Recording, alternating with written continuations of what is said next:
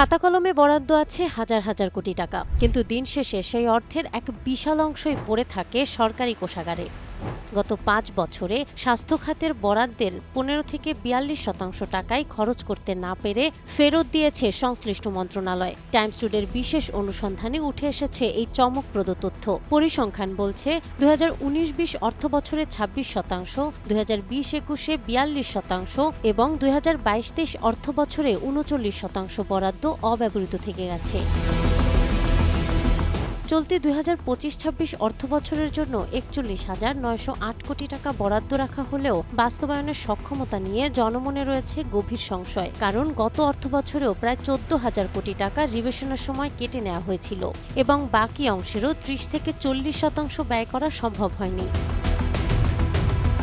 স্বাস্থ্য খাত সংস্কার কমিশনের সদস্য অধ্যাপক ড.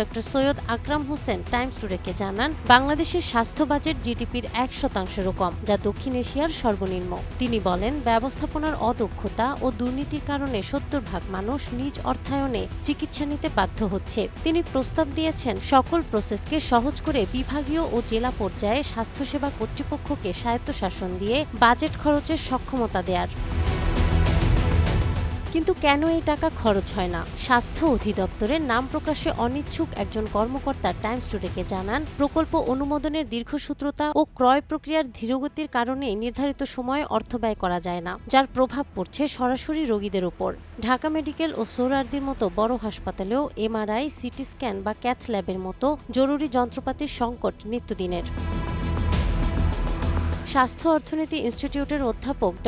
সৈয়দ আব্দুল হামিদ টাইমস টুডেকে বলেন, স্বাস্থ্য প্রশাসনকে সাধারণত আমলাতন্ত্রের অধীনে রাখাটা বড় বোকামি। বিদ্যমান সিভিল সার্ভিস নিয়ম স্বাস্থ্য খাতে কেনাকাটার মতো জরুরি বিষয়গুলোকেও ধীর করে দিচ্ছে। তার মতে, আদর্শ স্বাস্থ্য ব্যবস্থার জন্য প্রয়োজনীয় অর্থের মাত্র ১/৩ বরাদ্দ পেলেও অদক্ষতার কারণে তারও বড় অংশ অপচয় হয়।